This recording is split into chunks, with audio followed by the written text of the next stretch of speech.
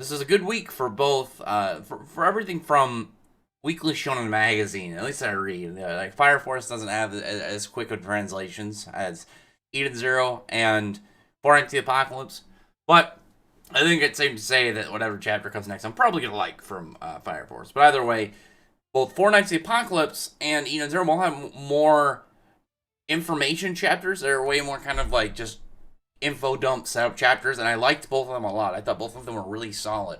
And here, we actually didn't have most of the chapter set on Percival. Like, Percival, it was maybe like in the last third of the chapter. And for the most part, this chapter, like from his perspective, we only really saw him just kind of like start to move along that big dragon spine that him, now named Sin, the little fox, and Donnie are on. But the chapter started out with and focused more on what is actually, and I would assume to be not fully stated, it could be with Camelot, but I assume it is Camelot. Like, maybe there's more to it and this is just like the main one, but it looks like there's a bunch of different castles and buildings along this kind of like place in general, and like it's got like a big spherical design, so there's probably more than just the outside buildings. There's probably like a bunch of places inside, but I really like the design of it. I thought that was just in general really neat to look at, because like the chaos stuff at the end of Seven Deadly Sins, I always thought that it should have been more like a volume, kind of like you end Seven Deadly Sins, you have a volume kind of like focusing on introducing the chaos stuff. They kind of go between the two series, and then Four Nights of the Apocalypse came out. But regardless, it felt weird at the end of Seven Deadly Sins, but I liked seeing it in general just because the weird visual effects are really cool. And then obviously, like in this chapter, we see that back at work, and Arthur has made Camelot in what I would assume is like a pocket dimension. I assume he's got some form of pocket dimension that he keeps Camelot in, or maybe some form of veiled kind of place somewhere out in the world. Like maybe it's like, okay, you have to get there through a special means, because they mentioned you have to go to Leonis to get there, and it could be like, oh, there's a gateway to teleport there, or maybe Merlin has to send you there, and it's like somewhere in the world that's just completely protected by magic that you can't find or get to, unless you have like whatever specific means of doing so. So I thought that was just really cool in general, and I was actually really happy when there was the part near the end and stating about Camelot, and we're just kind of getting some information on Camelot in general. Because I completely forgot that at the end of Seven Sins, with the whole fight with Kath, that Arthur accidentally destroyed Camelot. That completely, like, I completely forgot about that. So when I was looking at it, they were mentioned that Camelot was destroyed. I was like, oh, what happened to Camelot? And then I remember when they were bringing up that like it was actually it was the fight against Kath that Arthur accidentally destroyed it, and they did give actually a straight explanation on the time gap too, 16 years, because that was one of the big things that I was very curious about, and I'm talking to Quan Credit about it. Go check out his channel. He also does Seven Deadly Sins content, but I wasn't sure if the 16 years, because I assumed 16 years was going to be like the significant number, because how old Percival is, as well as like, oh, 16 years ago you left the capital with your grandson and stuff.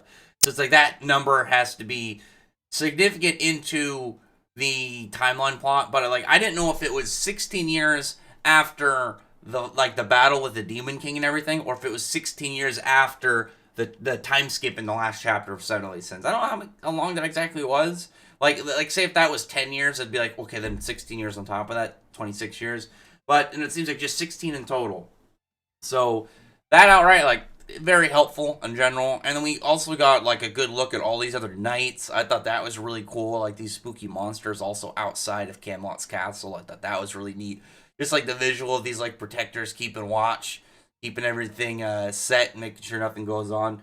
Like you go inside of Camelot and they're just holding these torches, lighting the way. It looks, again, visually very appealing. And then we see some of these knights. The one that I really like is the one that has the like elk or moose antlers on his horn. I think that guy looks really cool. I think that's a pretty good set. We don't really see much of the knights up close. Like we just get a couple glimpses of them. Like there's one with like this really weird, I assume, helmet that looks like a normal face, and he's got like a beard and like, I don't know what that would be, like a flat top kind of thing. Again, I don't really know. And then there's this weird little guy talking about prophecies, and he's got like a weird lizard arm or something, and he's got a staff that has one of those faces. It looks like one of the creatures that the Demon King was summoning. I don't remember exactly what they're called, but he only had a couple moves outside of his general like big darkness attacks and stuff. But he had a couple of those weird summons, and I think it was when he was in Meliodas' body and not when he was in Zeldris' body that he was doing that. But I'd have to go back and look at the exact naming of the techniques themselves. But this guy Pelagard comes in, like that's the one that obviously we just had scuffling, having a scuffle with Percival, and obviously where Percival unlocked his magic and stuff. But he comes in just doing his thing all loud and is announcing himself, and clearly the other knights seem to just see that as like a normal thing for him. Like one guy even says like, "You never change," so he must just be that, the loud guy in the group, because everyone else just seemed to be quiet and like listening to what was going on. This dude just kind of comes in all just volume all up and crazy. But we did get information on the other knights, the other knights of the Apocalypse, and I thought that the other guys were going to be older, because like I said, I didn't know if it was 16 plus the time skip in the last chapter of Seven Deadly Sins. But the thing that makes sense that it's depicting is that if those are kind of like the Four Knights of the Apocalypse, that could just be them grown up, and then Percival, like he's 16 and still looks this size, so maybe that's just how it's going to be for him, where he'll always be just this general size. And maybe he'll have to like learn magic, like a magic spell or something to kind of like maybe get like aged up or whatever exactly Nakaba's plan is. Either way, I didn't consider that, but I know that's one of the things Quan was talking about. Like it could have been a fake out, but I think it was more like that's what they're gonna look like when they get into like their adulthood and get to their prime. But like obviously Percival doesn't seem to grow beyond where he's at, unless he just ages really slowly. Who knows? But we see like one is a boy wielding gold colored magic. I'm guessing that one's Bond's son. Because the one that for sure, just like looking at the picture, that's like you can just go right off the picture, has to be Bond's son, Lancelot, because of the weapon. The weapon, I think, is such a big giveaway, but obviously purposefully that way. If you read the short story about him, just because it'd be really weird if it's like one other guy with a spear, where the spearhead is like connected through like an odd, just some odd jointing in it.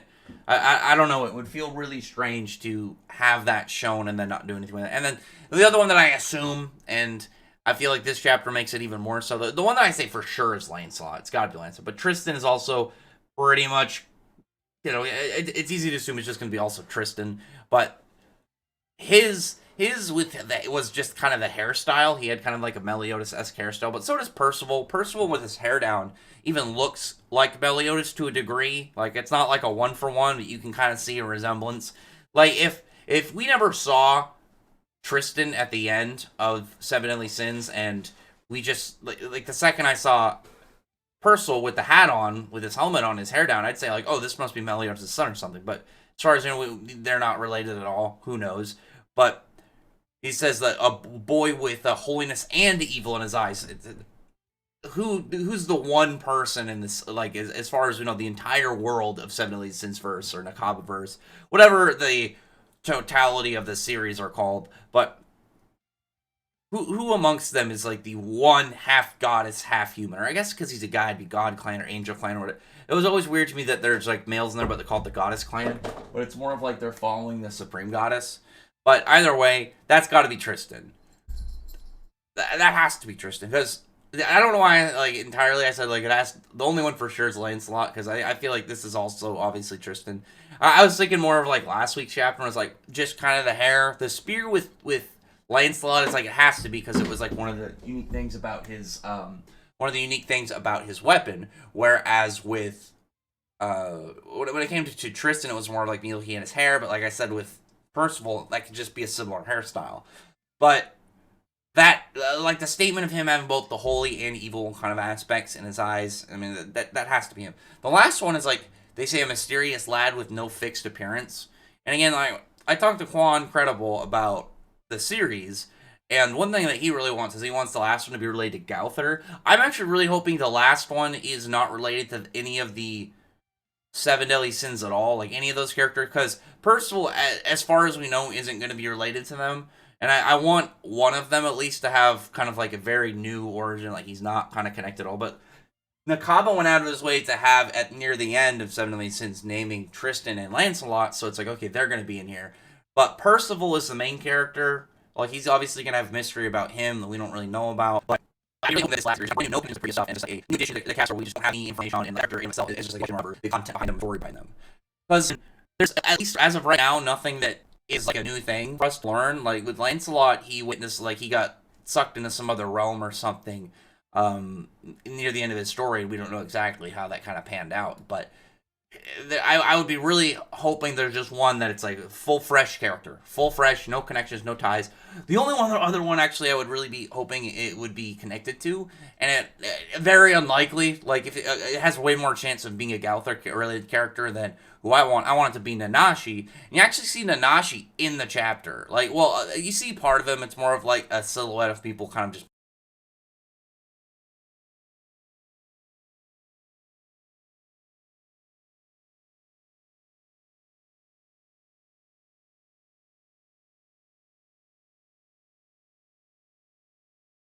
mentioning him.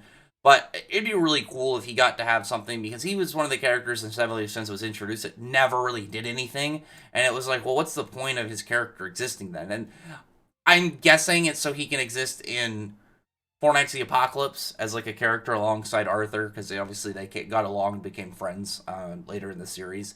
But we'll see if that is. The only other thing they know is that they're all kids, so that's gonna also be a really neat thing for the cast because with Seven Deadly Sins, I understood the premise, but I was never a huge fan that like the entire main cast, like all the sins, started out so much further than everybody else. They were all so much more powerful, and so you didn't really see a lot of like there wasn't as much like outright growth. Like you got some good stuff with like King and whatnot, but most of the characters just started out are ridiculously powerful to where like with Merlin never seemed to have like a training period or get stronger. She just always somehow seemed to be like stronger every time that she kind of did something.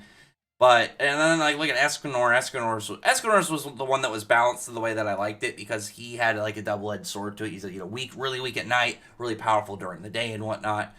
But I mean, kind of can count Bond's going to purgatory, but that's not the it's not the same thing as obviously what I'm getting at. Percival starts out no magic, and he just got magic, and now he has no real kind of grasp on it. And I'm guessing that the other kids are going to be also pretty low in their own kind of like power level journeys, and we're going to see them kind of get progressively stronger, way like a way more organic kind of style.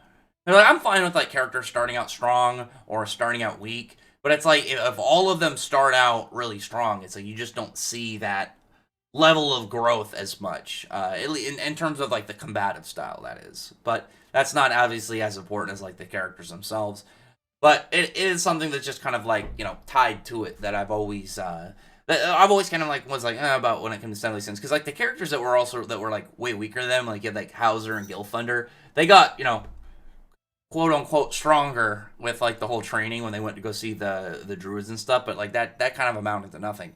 There was also a confrontation between Ironsides and Pelagard. He's just like it seems like he's kind of like mocking him a little bit for not finishing off his target because they bring up that he's Ironsides the assassin, and Ironside seems to just wanted like he was trying to kill his son, but he obviously ended up surviving. And he's like, well, we have to do it. He's gonna destroy the world. Like he's a threat. And then we like immediately go to a scene of Percival being like, I'm gonna destroy the world, like really confused. And then he's talking to Cenobite. And he's like, I'm not gonna do it. So I'm very curious as to like how that's going to escalate, like with his powers, and how he's going to end up like becoming like a danger to the world, because like he doesn't have the personality for it, and obviously if it's prophesized to happen, it'll lead down that pathway, and like even get this really cool kind of cover page with it, and you have to see like a bunch of gravestones, and Percival's got blood on him, and he's looking pissed off. I thought that was just like a really good way to tie it into the chapter, and probably what will kind of give a little insight later to his own story of what makes him the Knight of Death whenever we get to that point in the story. But now they're gonna go to Camelot. I'm really hyped to see like how that's gonna go, and like to get there first, they have to go to Leonis, and that's where I'm guessing they're going to meet Tristan. And that'll make sense if Tristan's the first one they meet. And I think it'll be really cool once we start seeing the main cast gather. The interactions, I think, are going to be my favorite part of the early part of the story, of how he just meets the other characters. I think that's going to be really fun of when they show up. Because the thing about Percival I do like is I like his just general reactions to things. I like him just seeing how he responds to situations and when people tell him stuff. Just because he's kind of goofy, but he's an interesting character at the same time, and I like him so far. Only 6 chapters in. To be perfectly honest, I like him more 6 chapters in than I liked Meliodas. Like, Meliodas had the cool factor of just being powerful, but like I've mentioned it in my reviews when I was doing 70 Sins reviews. I'm not a huge fan of Meliodas' character overall. Where Meliodas' character for me, where I liked him, was his interactions with the other characters. I really liked his relationship with Elizabeth. I liked his friendship with Bon. I really liked some of the scenes with him and Zeldris. We didn't have a lot of them, but I enjoyed them. Like, just how how Nakaba has the characters talk to each other and how they just interact in general feels very. It feels like it's actually like an organic thing, and it doesn't feel rigid or weird. Because sometimes you can get that with characters where they just seem to kind of just be talking to talk to each other to kind of move stuff along. Whereas like Nakaba has always done a really good job at having characters kind of like very fluidly talk to each other and interact and have relationships like that. But anyway, other than that though, comment below, tell me your thoughts about this. I really am looking forward to seeing how this kind of continues and how characters are slowly going to get introduced, as well as like when we see like how Percival's magic is going to work when he has a grasp on it, like how his like basic style is going to be using it in battle. Is he going to like maybe send out his little minions while just kind of moving in to try and attack his opponent, or however it's going to work. And maybe when we get to Leonis, he'll find somebody to show him how to kind of utilize it better. Either way, though, comment below, thumbs up the video, but from the like button, subscribe button, and check out my other videos. But other than that, I appreciate everybody's already subscribed. Thank you all for listening. Bye.